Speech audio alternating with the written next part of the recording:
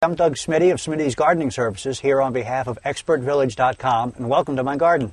Today we're here to talk about low-maintenance gardening. Okay, now here's a subject that we don't really like to talk about or even think about, and that's weeding. Every garden is going to grow weeds. There's not really much you can do to prevent it. So my advice is to weed before you really have to weed, and what I try to do is get out in my garden for half an hour a week just to weed.